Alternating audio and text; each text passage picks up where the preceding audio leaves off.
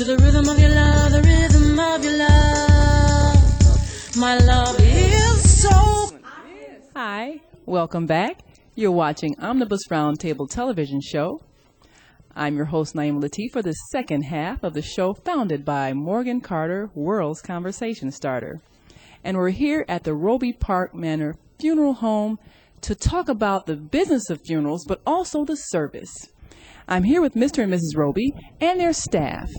Now, could you introduce your staff and tell us a bit about what you do? Okay, to my left, to your right, this is Shonda Kimball. She's our Director of Fetal Care Services. And then there's Letitia Westbrook, who is a Funeral Director Assistant. Wonderful. As Cherie said, I'm the Director of Fetal Care Services. And when I first started, I didn't start in as a director. I started as part-time, and then I kind of worked my way up to that department. But what I do is I go to the different hospitals, and I kind of tell them about the special services that we offer for stillbirths. And as they said earlier in the show, that we do not charge the family. We know at that time that a parent or the mother is not expecting that devastating loss.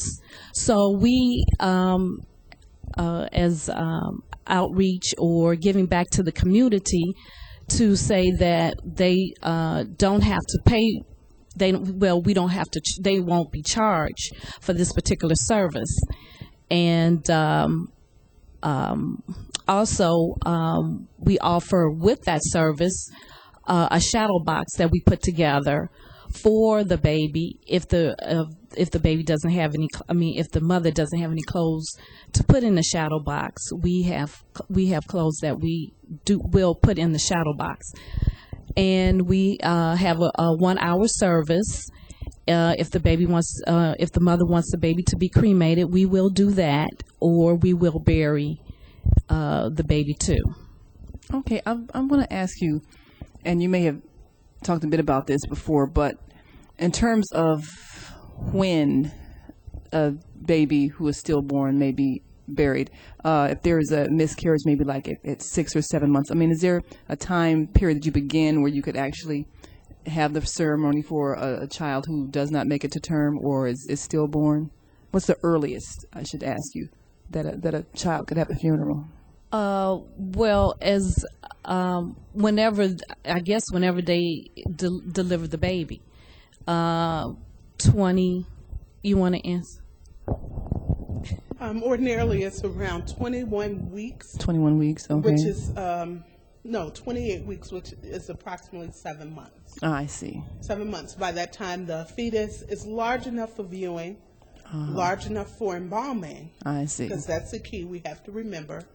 And also that, normally we want to make sure the baby is fully developed. I see. So that we have the best presentation. Again, always looking towards service. We don't want to give a negative presentation of what that loved one's child may appear to be. I see. Well, that is very sensitive, certainly. Yes, absolutely. Yes. So now, can you tell us what you do? Well, I started like 2 months ago, and I'm really still, getting my feet wet. But however, I'm assistant to the director. I help with the services, clerical work, secretary work. I'm now doing obituaries. I do DVDs. I sit in seminars and things of that nature. Excellent, excellent.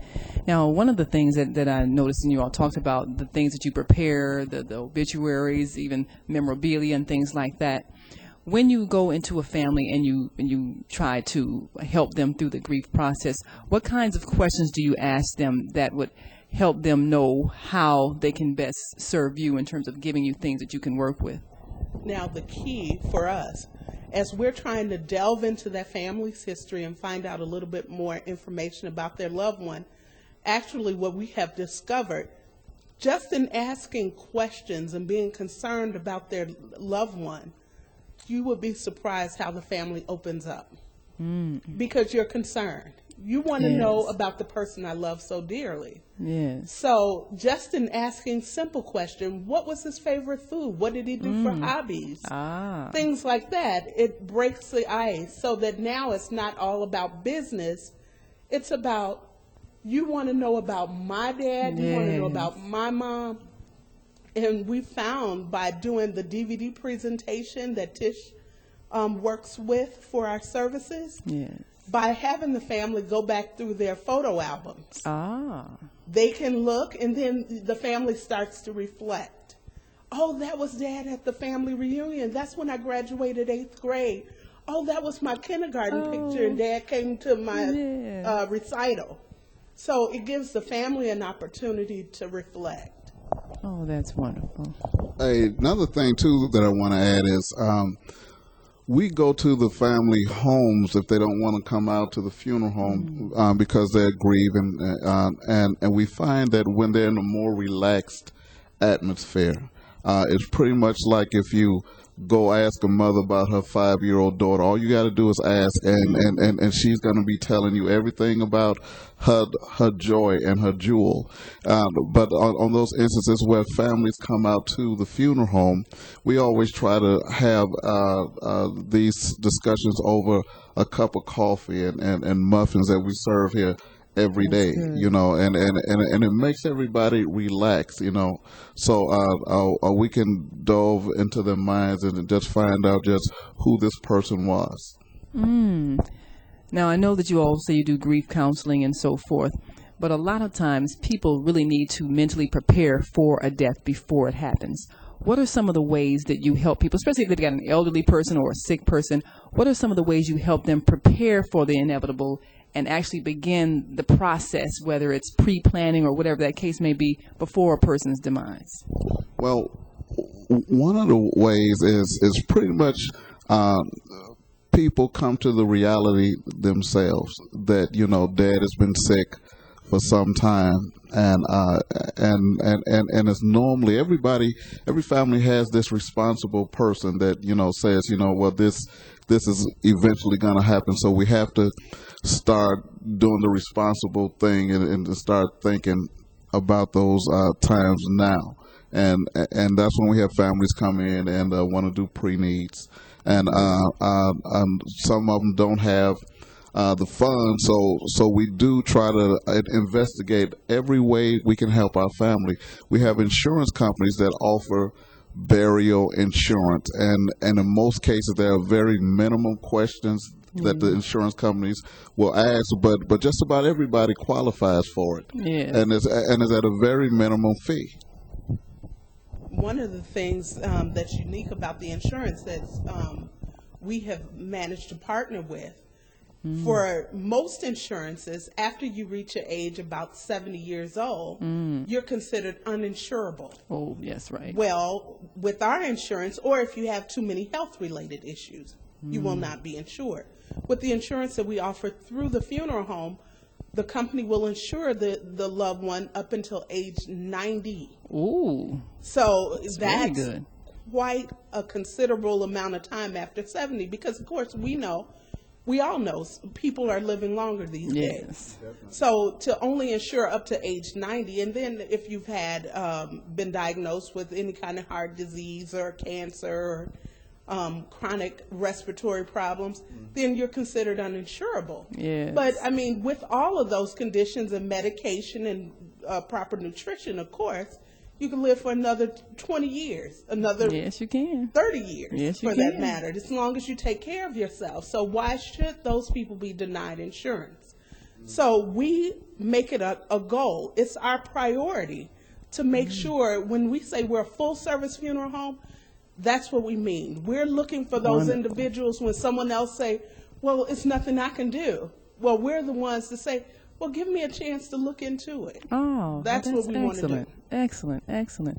Now I know that, of course, you come out of a family of people in the funeral business. But tell me, each of you all, what inspired you to want to go into the funeral business, and how did you prepare for this?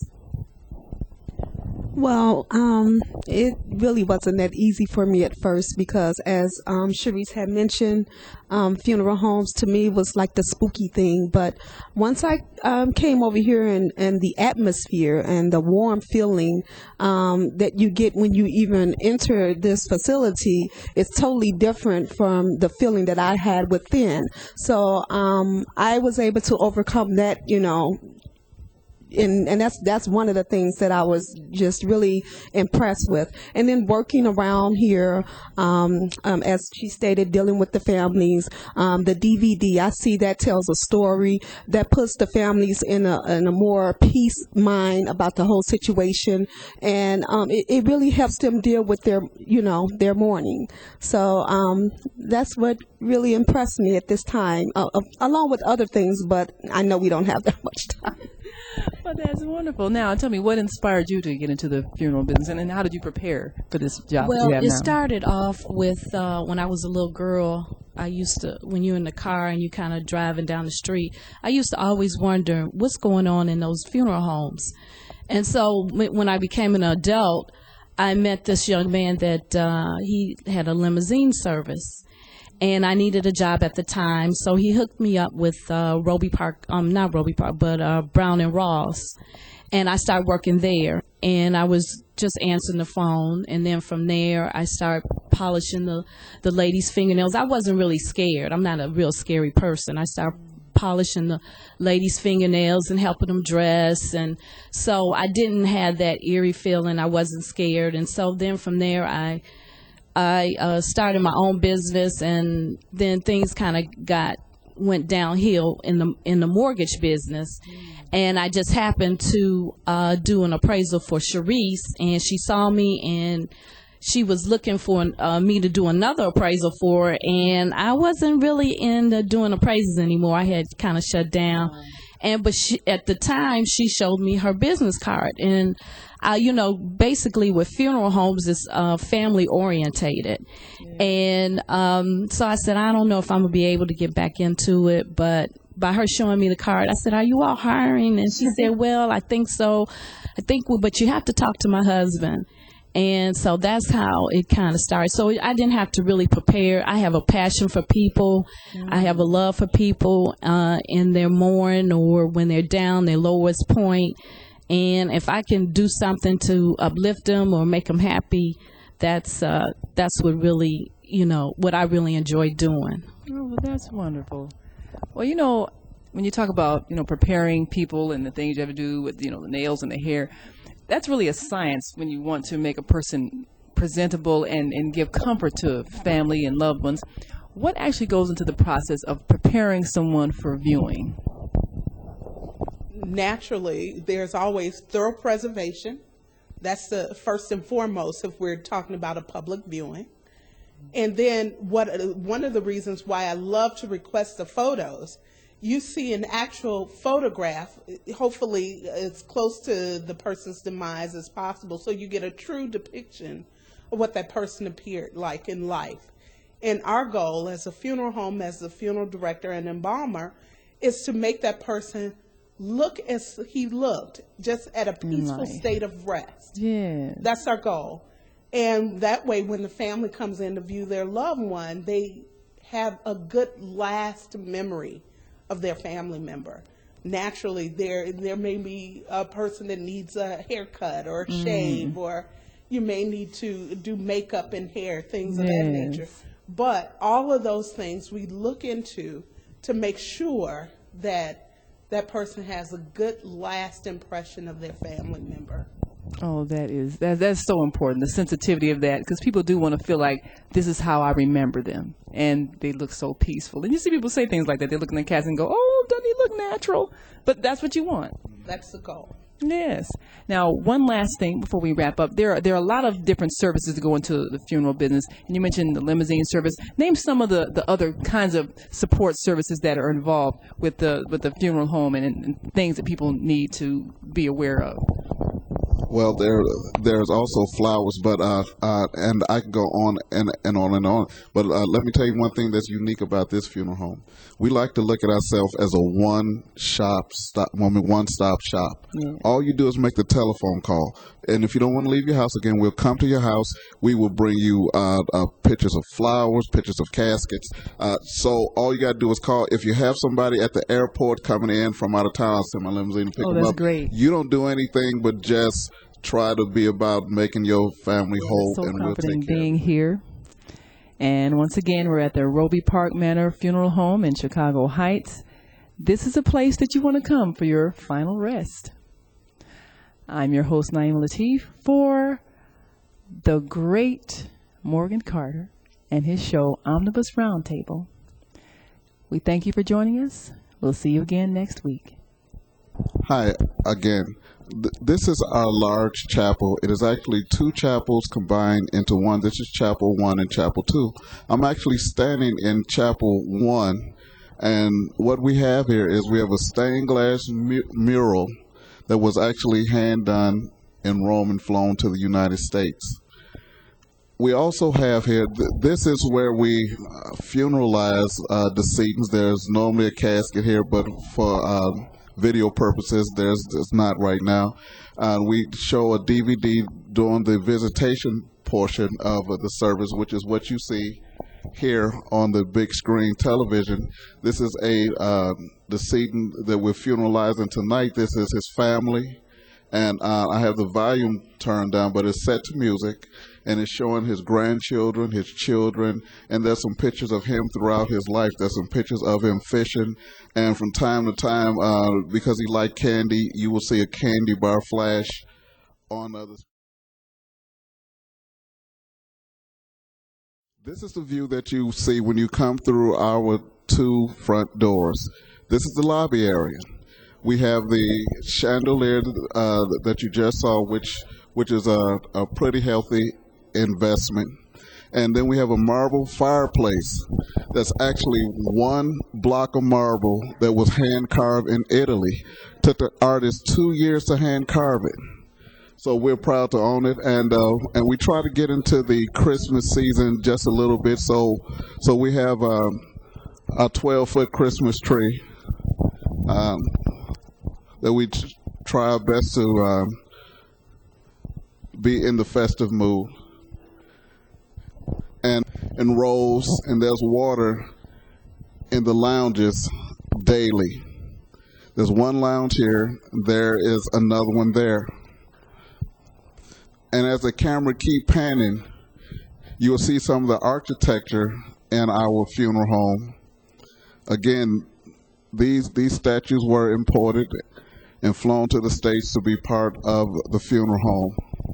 And as the camera keep panning, you will see our two front doors that you would enter into from the street. On the outside of the doors there, I don't know if you can see through the camera, but there's two large angels on the outside to welcome you when you come into the lot. And as the camera keeps panning, you'll see one of our offices. I don't know if you can see some of the architecture inside of the office. There's a picture of Caesar, and there's a bust of Caesar as well.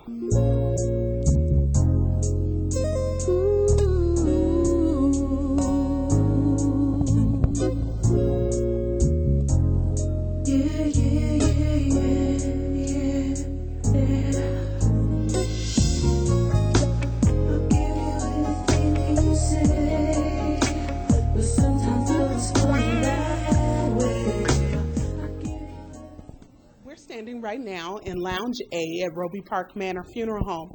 This lounge was created for comfort. What we do here at Robey Park Manor, our goal is to create a peaceful environment to meet your need before you even know that the need has arisen. This is a place where if the mom is nursing, she could come in with her baby, have a comfortable seat here on the sofa to nurse her baby. We also have a microwave that sits on the counter right behind you.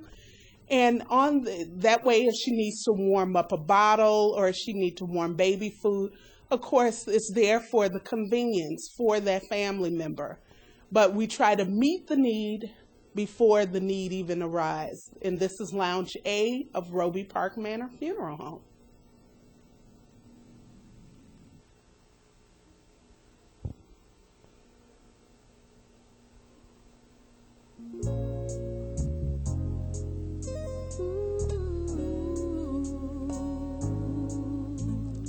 Excellence in funeral service is what we promote here at Robey Park Manor Funeral Home. As you can tell, for our facilities, we've received the Mayor's Award of Excellence for commercial appearance. Our facilities, we try to maintain them in such a way that when you come through the doors, you feel welcome and that you're comfortable in this environment. As you look at the poster that we have sitting in our foyer, it says we're celebrating our 3rd year service here in the community. As you can tell, we service all ethnic groups, all religious groups. We're here to serve the families as they come through the door. We want them to feel welcome here at Robey Park Manor. This family here is a family that experienced a triple homicide in Englewood, Illinois, in Englewood there in Chicago. This young lady here is from Louisiana, and that's Miss Bowie. This is Mr. Griggs. So they've all become part of our family. This is Miss Vera Connor, Mr. Kim, and Miss Corson. So these are families that we've serviced throughout this year, earlier this year.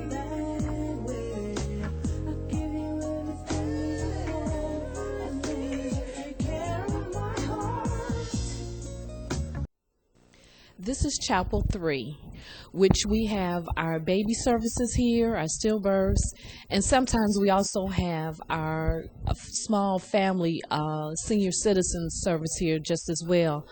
But as you can see, it is set up for a baby service, which the casket and some blocks and some teddy bears. And so we also include balloons. And we also give the family member or the mother a shadow box that goes along with the service.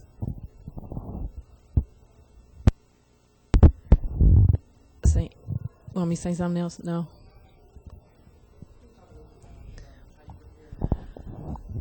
How we prepare for the services. If the mother, we go see the mother, and if the mother decides that she wants the baby to be cremated, then we will have the baby cremated, and we'll have the little urn sit here on the table here along with the 2 balloons.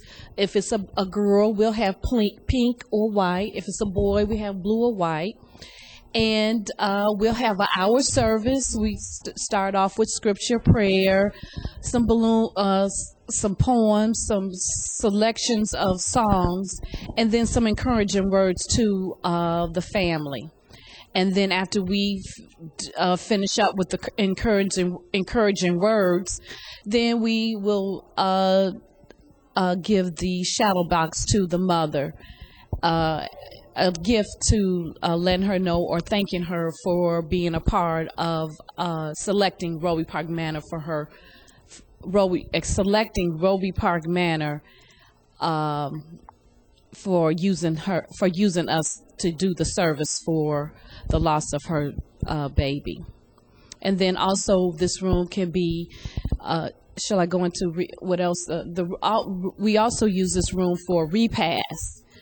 If a large family wants to have a repast, we will change this room and add tables and kind of decorate it for a repast. If we have a senior citizen that has a small family, we also use this room for that just as well.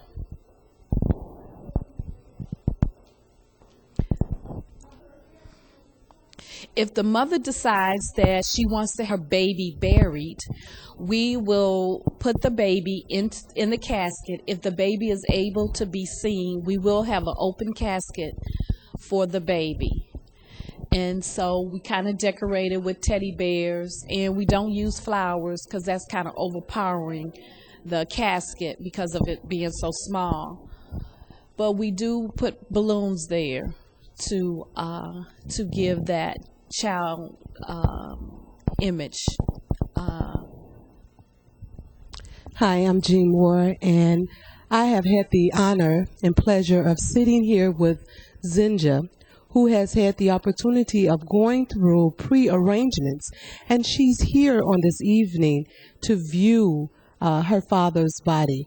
Tell me, Zinja, I would like to know, what was your experience like coming here to the Robey's funeral home and planning the services for your father? Okay.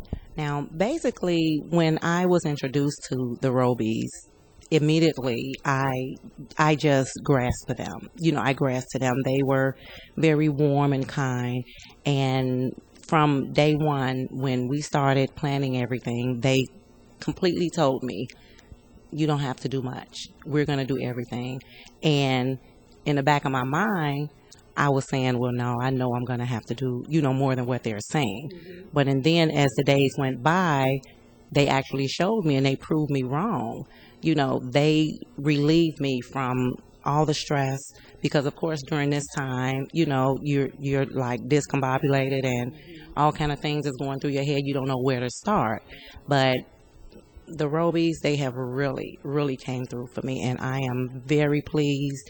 I feel very blessed, and I consider this as the one-stop shop. You don't have to do anything.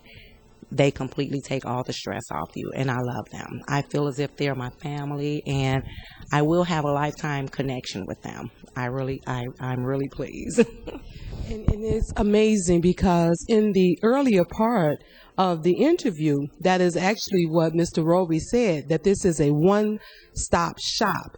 And to actually hear you say that is just a fabulous thing. Tell me, how did you come about knowing about the Robeys? Okay, now my sister Rona, she attends Indiana Pentecostal Church, which is on 35th in Indiana. And it's something because I was about to pick up the phone and call another facility, but right before I went to reach the phone, my sister called and she told me about them. So I said, okay, I'll give it a try. And they came out, I met with them, and everything was like uphill since that point. And to be at a point where the wake is actually tomorrow and then the funeral after that, to be able to sit in your presence and see such a glow, I can truly say that we know that the Robey's funeral home has truly made this a pleasant homegoing for you and your family. I tell you, because I see it all over, it does not look as though, just like coming into this place, it doesn't look as though you're coming into a funeral home. And being able to sit with you does not look as though we're getting ready to bury her father. Well, I thank you so very much. And I am so glad that they have been able to fulfill your needs for you and your family. Well, we do send our condolences to you, and we wish you the best. Thank you so much. Thank you.